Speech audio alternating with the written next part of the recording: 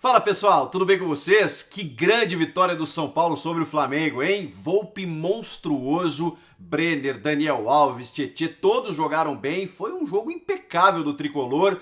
Por outro lado, o Flamengo poderia ter assumido a liderança, não aconteceu e o Domi foi mal. Vamos falar sobre isso? Chega mais, eu sou o Chico Garcia, inscreva-se no canal e seja membro, tô te esperando, vamos juntos.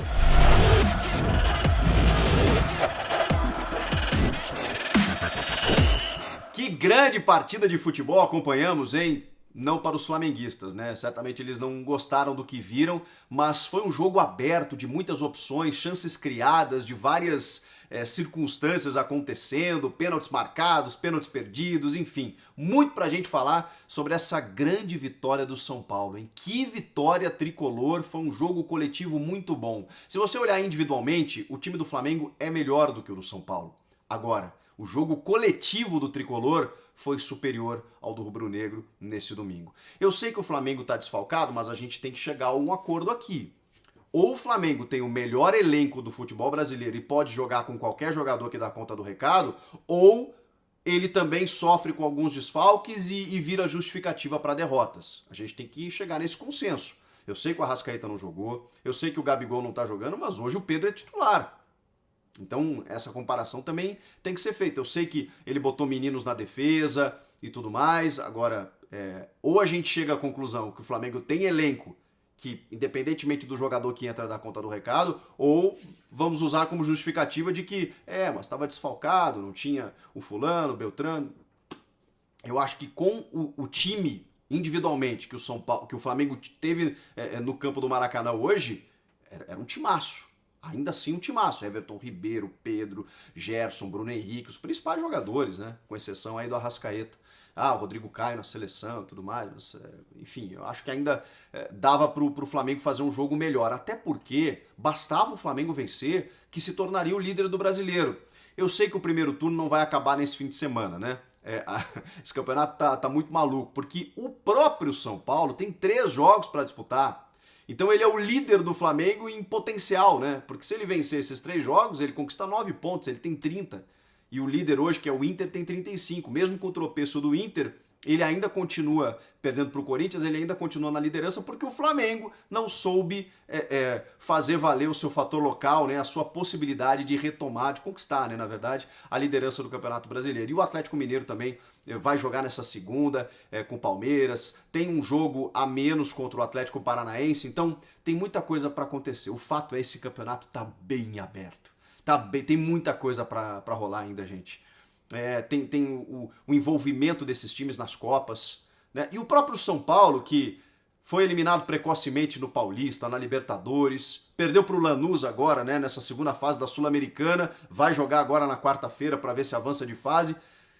Que coisa, aplica 4-1 no Flamengo, e podia ter sido mais, hein? Porque no segundo tempo, especialmente, jogou demais o São Paulo. E assim, a gente critica no São Paulo só essa irregularidade, né?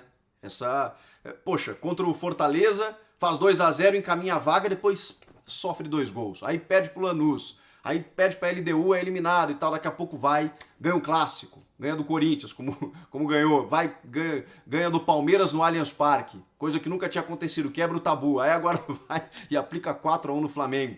Mas assim, é fato que esse jogo tem que servir como modelo para o São Paulo. Foi um jogo assim, o melhor jogo da temporada, talvez sob comando do Diniz, pela dificuldade do adversário, pela forma como o time jogou, pela aplicação tática, pela estrutura defensiva, com exceção de alguns erros individuais do Diego Costa, né? Ele comete um pênalti no Everton Ribeiro, ele falha num ataque do Bruno Henrique em que, poxa, o jogador do Flamengo antecipa e ele meio que vacila ali e quase acontece o gol do Flamengo.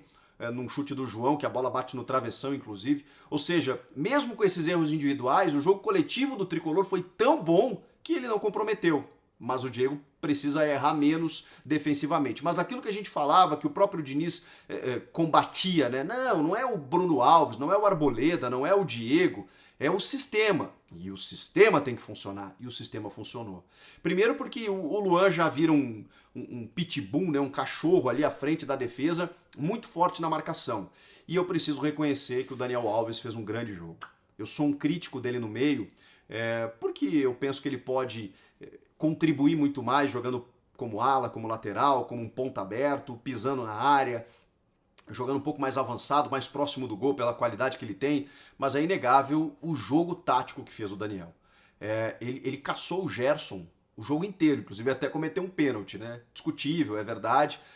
Aquele pênalti de lupa, né? Que você só vê no vídeo, que o joelho bate no calcanhar do Gerson, será que era suficiente? O interessante é que o árbitro marcou sem ver o VAR, né? Mas aí no vídeo você vai lá, analisa, realmente teve um toquezinho e tal.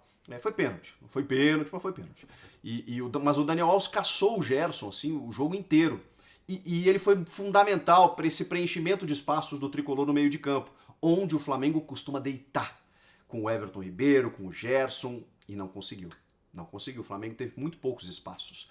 E mais do que isso, o São Paulo teve uma capacidade de reação muito grande, porque sai atrás. Com gol logo a 5 minutos do Pedro, esse centroavante maravilhoso, o principal 9 do futebol brasileiro hoje, pela capacidade que ele tem, pelo recurso que ele tem. Ele tira o Bruno no jogo de corpo, de canhota, chuta no canto, Flamengo na frente com 5 minutos e todo mundo pensando, bom, o Flamengo vai mandar no jogo, né? O Flamengo tem feito grandes jogos. E aí o São Paulo reage. E o Tietê, hein? O Tietê, cara, a gente cobra muito do Tietê, que estava lá escondido como primeiro volante durante muito tempo pelo Diniz, porque o cara que sempre finalizou bem, precisa pisar na área, precisa jogar mais próximo do gol também. Fez um golaço, um gol maravilhoso, que coloca o São Paulo no jogo de novo, ele empata a partida ali. E aí, quando tá 1-1, o Flamengo tem a chance de passar à frente de novo. Aí aparece o Volpi, né? Num pênalti cometido realmente pelo Diego Costa, né? Que põe a mão na frente impedindo a progressão do Everton Ribeiro. E aí, nem precisava de VAR, né? Mas nesse caso foi o VAR que ajudou o árbitro. E aí o Bruno Henrique, aí eu não entendi por que o Bruno Henrique foi pra cobrança. Porque você tendo o Everton Ribeiro no time, você tendo o Pedro no time, aí você põe o Bruno Henrique, ele telegrafou, mas o Volpi foi bem. Acabou adivinhando o canto e fazendo a defesa. E vejam só, né? Eu cobrei na hora e tô cobrando aqui, né? Poxa, com o Pedro também cobrou e o Volpi também defendeu. Então, era uma tarde do Volpi mesmo. Quem fosse bater, eu acho que ele ia pegar. Porque é impressionante a inspiração do goleiro, que já tinha pegado o pênalti do Gabriel Dias contra o Fortaleza e classificado o time. Tem feito bons jogos. O Volpi é o melhor goleiro desde o Rogério Ceni, todo mundo sabe, no São Paulo. Tomou alguns gols defensáveis em alguns momentos, oscilou como todo o time, mas ele é muito seguro e, consequência, vai ganhando confiança. O ano passado, eu gosto de lembrar disso, São Paulo teve a defesa menos vazada do Campeonato Brasileiro. Em alguns momentos, Bruno Alves e Arboleda foram importantes, em outros, o Volpi apareceu. Por isso, o São Paulo fez questão de comprá-lo, né? Ele tinha uma opção de compra, estava emprestado pelo Querétaro. E aí com essa renovação, né, com essa compra, com essa aquisição, foi realmente o que melhor o São Paulo poderia fazer em termos de goleiro. E hoje a gente está vendo o Volpi aí cada vez maior no gol do São Paulo. Ele fez um jogo absurdamente decisivo e ainda deu uma assistência para o Luciano no quarto gol. Mas a gente chega lá, né? Porque aí quando o Flamengo tem a chance de passar à frente, que o Volpi defende, o Brenner faz o gol do 2-1. Esse menino, cara, eu tava analisando os gols do São Paulo, invariavelmente os gols que ele faz são da pequena área. Isso é posicionamento, isso é senso de colocação, isso é oportunismo, isso é um cara que sabe se posicionar, que joga diferente mesmo. E ele bate de prima, ele bate com as duas, ele tá sempre livre de marcação na pequena área concluindo. Quase sempre os gols dele são assim. Numa jogada em que o Gabriel Sara, que jogou muito bem, ele abre, né, o Reinaldo centraliza e o Gustavo Henrique. Que tarde complicada do Gustavo Henrique. Na verdade, mais uma, né? E o torcedor do Flamengo tá na bronca com ele, porque realmente ele vem falhando demais. E aí o Domenech Torrent, no segundo tempo, quando o time sofre o quarto gol, em cima do Natan, numa jogada em que teve muito mais mérito do Luciano do que falha do Natan, ele tira o Natan e deixa o Gustavo Henrique em campo.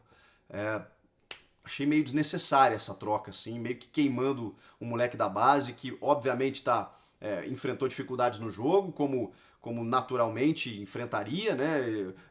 Tá tendo uma responsabilidade muito grande entre vários meninos que estão sendo alçados nesse momento no Flamengo. Acho complicado você fazer esse tipo de troca. Ele não foi bem também nas substituições, o Flamengo não conseguiu se encontrar no jogo. E na coletiva ele mesmo reconheceu que o Flamengo errou tudo, ele errou tudo. E por outro lado, méritos do Fernando Diniz, que armou um time muito encaixado, muito compacto, muito consistente, que sofre só esse gol do Pedro e que poderia ter sofrido outros nas penalidades, mas o Volpi tá lá para isso, né? Muita gente fala, se não fosse o Volpi... Bom, mas se não fosse o Volpi, o São Paulo jogaria sem goleiro, né? Como tem um goleiro lá, ele tá lá para isso, ele acabou decidindo e tá tudo certo. Mas não fosse o gol do Pedro, o São Paulo não teria sofrido muito defensivamente no jogo. E olha que o Flamengo tentou atacar em algum momento, mas o segundo tempo foi todo do São Paulo. O São Paulo começou querendo mesmo, sabe? Com intensidade, meio que sufocando o Flamengo, surpreendendo inclusive esse jeito de jogar do Flamengo, né? Que não é tão ofensivo, que não marca tão pressão lá na frente, mas que ainda assim aproveita os espaços deixados pelo adversário. E o São Paulo não fez isso. O São Paulo encaixou a marcação, soube chegar e quase marca outros gols na segunda etapa lá, quando avança mesmo, quando entra na área adversária. Foi um jogo muito bom, muito consistente, confiante, incisivo do São Paulo, como há muito tempo a gente não via. Então esse jogo tem que servir como modelo. Para quê? Porque nos dá uma perspectiva de que esse São Paulo, mesmo oscilando, mesmo irregular, ele pode ser mais regular. Ele pode entregar mais, pelos jogadores que tem, pela aplicação que teve hoje o Daniel Alves, o Tietê jogando como ala. Ele tem um centroavante que está fazendo gols e está iluminado, que é o Brenner. O Luciano também, é um cara que tá aproveitando a chance mesmo, tá fazendo gols, a bola quando cai no pé dele, ou ele dá assistência ou ele acaba marcando. Tem um goleiro que tá crescendo cada vez mais.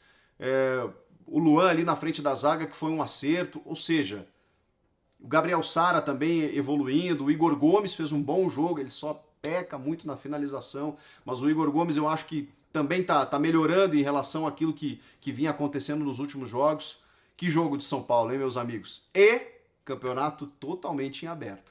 Jogos a disputar, o Flamengo tropeçando agora, deixando o Inter ainda na liderança, o Galo ainda joga na rodada, embolou tudo. O São Paulo com essa goleada, com esse jogo perfeito praticamente, impecável, embolou tudo na ponta do Campeonato Brasileiro, chegando à sua primeira metade. E aí? O que vai acontecer a partir de agora? Quero ouvir vocês. Comentem aqui, inscreva-se no canal e seja membro, estou te esperando. Até a próxima. Tchau!